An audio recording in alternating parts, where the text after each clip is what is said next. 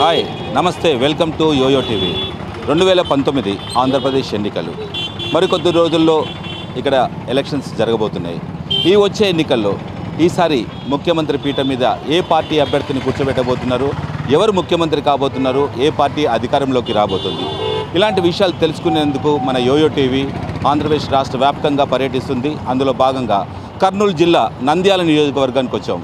నంద్యాల ప్రజలు ఏమనుకుంటున్నారు, ఎవరిని సీఎం చేయబోతున్నారు, ఏ పార్టీకి అధికారం ఇవ్వబోతున్నారు, వాళ్ళని అడిగి తెలుసుకునే ప్రయత్నం చేద్దాం.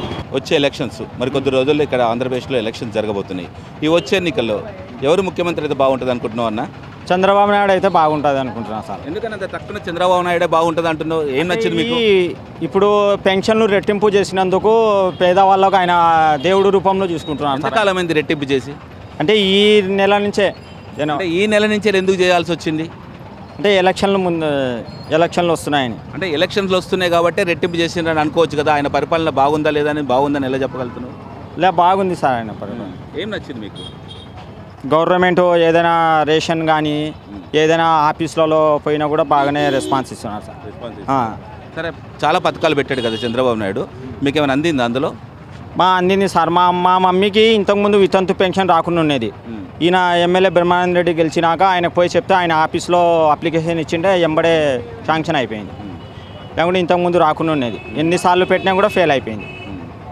టోటల్గా ఈ ఆంధ్రప్రదేశ్ రాష్ట్రం ఈ 5 సంవత్సరాల నుంచి ఎలా అనిపిస్తుంది? తెలంగాణ ఆంధ్రప్రదేశ్ విడిపోయిన తర్వాత చంద్రబాబు నాయుడు ఇక్కడ ముఖ్యమంత్రిగా కొనసాగుతున్నాడు. ఎలా అనిపిస్తుంది డెవలప్మెంట్ మీకు? ఎలా అనిపిస్తుంది? కేవలం అమరావతికే డెవలప్మెంట్ అవుతుంది అంటున్నారు. ఈ నియోజకవర్గాలన్నీ అభివృద్ధి చెందుతున్నాయా, చెందాయా? ఇలా చెందుతున్నాయి సార్. మామూలుగా అతను మనకు సిటీ లేకపోయినా, ఆదాయం లేకపోయినా కూడా ఆయన ఏదో ఒక విధంగా కష్టపడి ఇంప్రూవ్మెంట్ చేస్తున్నాడు సార్. మీకు నచ్చింది అంటారు? నచ్చింది. సరే, ఒకవైపు వైఎస్ఆర్సీపీ, ఒకవైపు జనసేన, ఒకవైపు కాంగ్రెస్, ఈ 3 పార్టీలు తట్టుకొని మళ్ళీ చంద్రబాబు నాయుడు ముఖ్యమంత్రి అవుతాడు అనుకుంటున్నారా మీరు? అవుతాడు, ఖచ్చితంగా అవుతాడు. ఎంత ధైర్యంగా ఎలా చెప్తున్నారు మీరు? ఆయన కాడ టాలెంట్ ఉంది సార్, ఏదో ఒక రకంగా అవుతాడు ఖచ్చితంగా. సరే, లోకల్ ఎమ్మెల్యే పనితీరు ఎలా ఉంది? బాగానే ఉంది. మీకు ఎప్పుడన్నా కలిసాడా? అందుబాటులో ఉంటాడా? ఉంటాడు సార్. సరే, ఈసారి మీరు ఎవరికి మద్దతు ఇస్తారు? నేను తెలుగుదేశంకి సార్. ఖచ్చితంగా. నీ ఓటు ఎవరికి వేస్తావు? సైకిల్ గుర్తుకే వేస్తాను పక్కా. నేను 94 నుంచి సైకిల్ గుర్తుకే వేస్తున్నాను. అంటే మీరు తెలుగుదేశం అభిమాన? అవును. ఈ వచ్చే ఎలక్షన్స్లో ఎవరు ముఖ్యమంత్రి అయితే బాగుంటుంది, ఏ పార్టీ అధికారంలోకి వస్తే ఈ రాష్ట్రము, ఈ రాష్ట్ర ప్రజలు బాగుంటారు? మీ అభిప్రాయం ఏంది? పవన్ కళ్యాణ్ గారు వస్తే బాగుంటుందని నేను అనుకుంటున్నాను. ఎందుకు పవన్ కళ్యాణ్ రావాలి అని ఎందుకు అంత సడన్గా చెప్తున్నారు? ఆయన చేసిన పనులు ఏం బాగున్నాయి? విషయం ఏంటంటే, ఇప్పుడు చంద్రబాబు నాయుడు గారిని తీసుకుంటే మనము ఎస్పెషల్గా అమ్మాయిలకు అన్యాయం జరిగింది అనేది ఒక ప్రత్యూష ఇన్సిడెంట్ గుర్తొస్తుంది. సినీ నటి హీరోయిన్ ప్రత్యూష 2002 ఫిబ్రవరి 24 అమ్మాయికి అన్యాయం గ్యాంగ్ రేప్ చేసి చంపారు. అందులో చంద్రబాబు నాయుడు గారి ఇన్వాల్వ్మెంట్ ఉంది. బాధితులుగానే మిగిలిపోతున్నారని ఈ రోజుకి తన తల్లి వాదిస్తుంది. ప్రత్యూష గారు గుర్తొస్తారు. వైఎస్ రాజశేఖర రెడ్డి గారి హయాంలో ఆయేషా, మీ అందరికీ తెలుసు, ఒక అమ్మాయి, ఒక ఎమ్మెల్యే వాళ్ళ తనయులు వాళ్ళు చేసుకునే సెక్స్ చూసింది ఈ అమ్మాయిని. అందుకే ఈ అమ్మాయిని ఘోరంగా హత్య చేసి చంపేశారనేది నిర్మోటమాటంగా అందరు మీడియా వాళ్ళు కూడా చెప్పేశారు. ఇప్పటికీ అదే జరుగుతుంది. అది 2004 ఆ ఇయర్లో. అంటే ఇప్పుడు చంద్రబాబు నాయుడు గారిని గుర్తు చేసుకుంటే మనకు ప్రత్యూష అనే అమ్మాయి హీరోయిన్ గుర్తొస్తుంది. ఇక్కడ జగన్మోహన్ రెడ్డి గారి ఫ్యామిలీ వైఎస్ఆర్ గారిని గుర్తు చేసుకుంటే అమ్మాయికి అన్యాయం ఆయేషా మేర గుర్తొస్తుంది. ఇంకా దీన్ని పరిగణంలోకి తీసుకుంటే ఇప్పుడు ప్రజారాజ్యం పార్టీ అని అంటారు, అదొక ఎక్స్పీరియన్స్ వాళ్ళకి. అక్కడ వాళ్ళు ఫెయిల్ అయ్యారు. చిరంజీవి గారికి అదొక ఎక్స్పీరియన్స్. మనందరికీ తెలుసు, failures are the success, stepping stones for the success. ఇప్పుడు నేను ఒక ఎగ్జామ్ రాస్తాను, ఎగ్జామ్లో ఫెయిల్ అవుతేనే నెక్స్ట్ ఎగ్జామ్కి బాగా ప్రిపేర్ అవుతాను. ఇది మొత్తం ఎక్స్పీరియన్స్ నాకు కన్సిడర్లోకి తీసుకొని.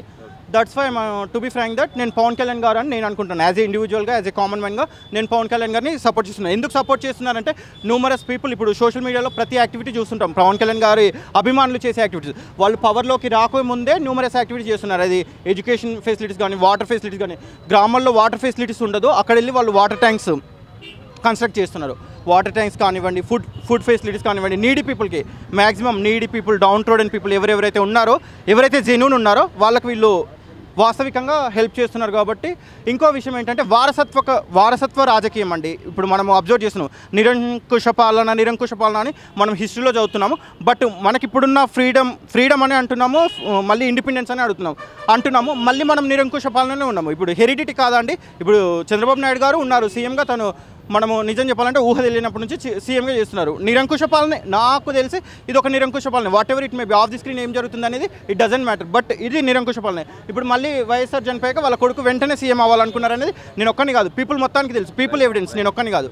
అది విషయం. ఇప్పుడు ఇతను ఉన్నారు కదా, పవన్ కళ్యాణ్ గారు ఉన్నారు కదా, వాళ్ళు ఆల్రెడీ ప్రజారాజ్యం పార్టీ పెట్టారు, అందులో కొన్ని లోసుకులు జరిగాయి అని కొందరు అంటున్నారు. What ever it may be, failure, అక్కడ ఫెయిల్ అయ్యారు, ఓపెన్గా తెలుసు, అది ప్రజలందరికీ తెలుసు, అక్కడ ఫెయిల్ అయ్యారు. కాబట్టి ఇప్పుడు ఇతను వాళ్ళ బ్రదర్ వస్తున్నారు, మ్యాక్సిమం తనకు ఉన్న సోషల్ స్టేటస్ని కానివ్వండి, తనకు వచ్చే ఫిలిం ఆఫర్స్ని కానివ్వండి, ప్రతి ఒక్కటి సాక్రిఫైస్ చేసి తను ప్రజల కోసం హార్డ్ వర్క్ చేస్తున్నారు. ఇంకో విషయం ఏంటంటే, వస్తే అది మాకు పవర్ వస్తేనేమో మంచిగా వర్క్ చేస్తాం, పవర్ రాకుండా కూడా పోరాడి పీపుల్కి హెల్ప్ చేస్తాం అంటున్నాం.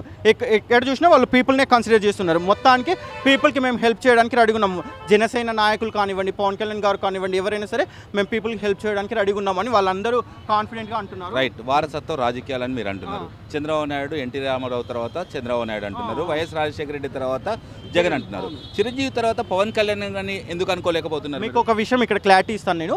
చిరంజీవి గారు అక్కడ ఫెయిల్ అయ్యారు. చిరంజీవి గారు ఇన్ కేస్ పవర్లోకి వచ్చింటే నేను కూడా చెప్పేవాడిని, అది వారసత్వము. చిరంజీవి గారు ఇంతకుముందుకు ఎలక్షన్స్లో ప్రజారాజ్యం పార్టీ పెట్టి వాళ్ళు ఆల్రెడీ చీఫ్ మినిస్టర్ అయ్యారు, మళ్ళీ వాళ్ళ బ్రదరే చీఫ్ మినిస్టర్ అవ్వడము, లేదా వాళ్ళ కొడుకు రామ్ చరణ్ గారే చీఫ్ మినిస్టర్ అవ్వడం, ఇది నిరంకుశ పాలన అని ఓపెన్గా చెప్పేవాడిని. రైట్, ఒక 2 ఇన్సిడెంట్లు మీరు చెప్పారు. చంద్రబాబు నాయుడు పరిపాలనలో ఒక ఆవిడ, ఒక అమ్మాయి అన్యాయం జరిగింది, రాజశేఖర రెడ్డి గవర్నమెంట్లో ఒక అమ్మాయికి అన్యాయం జరిగింది. ఈ 2 ఇన్సిడెంట్లు తీసుకొని వీళ్ళిద్దరూ తప్పు అని అనుకోవడంలో ఎంతవరకు కరెక్ట్? మీకు ఒక విషయం అండి, టు బి ఫ్రాంక్ దట్ బాధితులుగానే మిగిలిపోతారండి. పోరాటాలు ఎంత సాగించినా మనం ఉక్కు మనిషి, ఆ మనిషి, ఈ మనిషి అని మనం పేపర్లో, న్యూస్ పేపర్లో, చాలా సోషల్ మీడియాలో అన్నీ చూస్తున్నాం. ఇప్పుడు మీ ఛానల్ వాళ్ళు కూడా చూపిస్తుంటారు. బట్ బాధితులు వాళ్ళకి నేను ఒక క్వశ్చన్ అడుగుతున్నాను, టు బి ఫ్రాంక్ దట్ ఎంతమందికి న్యాయం జరిగింది? రేపిస్టులు రేప్ చేస్తారు, వెళ్ళిపోతారు, అది అవుట్ ఆఫ్ క్వశ్చన్. ఈ బాధితులుగానే మిగిలిపోతారు. రేపిస్టులు మాత్రం. నేను మాట్లాడేది ఏంటంటే రాష్ట్ర అభివృద్ధి గురించి మాట్లాడుతున్నారు, రాష్ట్ర సంక్షేమ పథకాల గురించి మాట్లాడుతున్నారు. చంద్రబాబు నాయుడు ప్రవేశపెట్టిన సంక్షేమ పథకాలు ఫలాలు అందరికి అందుతున్నాయా? ప్రభుత్వ పనితీరు ఎలా ఉంది?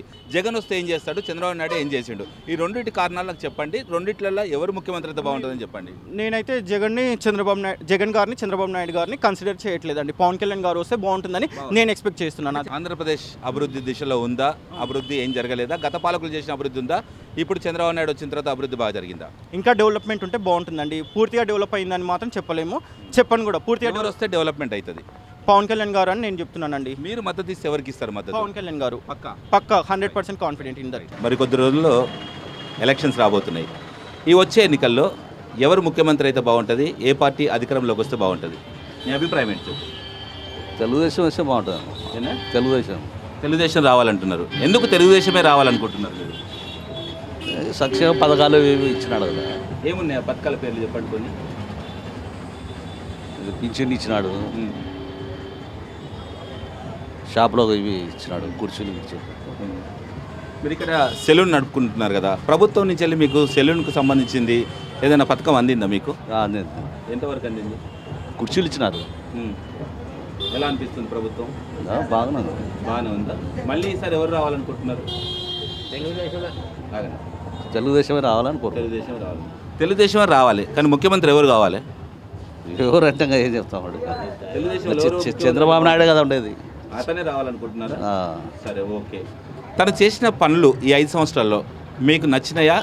ఆయన పెట్టిన పథకాల్లో మీకు ఏమైనా అందినాయా? నచ్చినాయి. అందినాయి. ఏమందిందన్న? మా షాపులోకి ఇచ్చినాడు, కుర్చీలు ఇచ్చినాడు, పింఛను. రాష్ట్ర వ్యాప్తంగా తన అభివృద్ధి పనులు ఎలా ఉంది? మీ నంద్యాల నియోజకవర్గం ఎలాంటి అభివృద్ధి ముందులో ఉంది? బాగానే ఉందా ఈ 5 ఇయర్స్లో? ఇప్పుడు తెలంగాణ నుంచి విడిపోయింది ఆంధ్రప్రదేశ్ విడిపోయిన తర్వాత 5 సంవత్సరాల నుంచి డెవలప్మెంట్ ఎంతవరకు చెందింది? గత పాలకులు చేసిన అభివృద్ధి బాగుందా, ఈ పాలకులు చేసిన అభివృద్ధి బాగుందా? ఇప్పుడు చేస్తున్నాడు కదా చంద్రబాబు నాయుడు. ఎలా అనిపిస్తుంది? బాగానే ఉంది.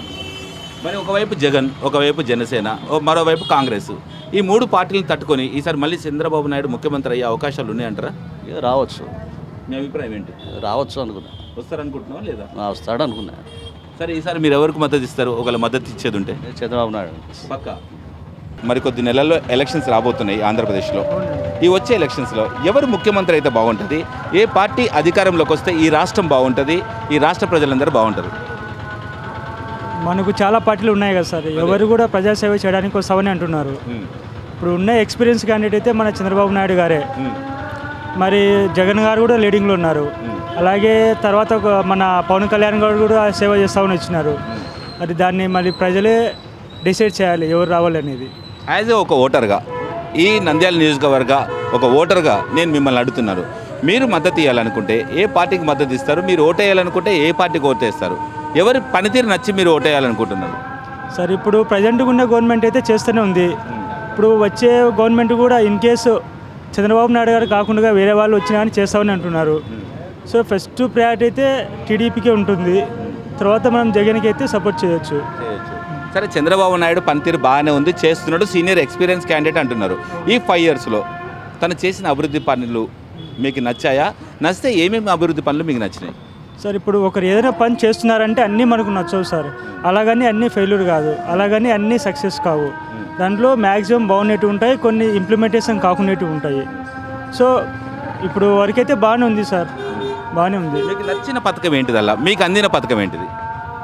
మాకు అందిన పథకం అంటే ఒక బీదవానిగా నేను రేషన్ సార్, ఓకే, రేషను, నిరుద్యోగ వృత్తి నాకైతే రాదు, ఉంది జనాలకైతే అవైలబిలిటీ ఉంది. అలాగే వాళ్ళకు స్కిల్స్ డెవలప్మెంట్ చేసేసి ఎంప్లాయ్మెంట్ కూడా కల్పిస్తున్నారు.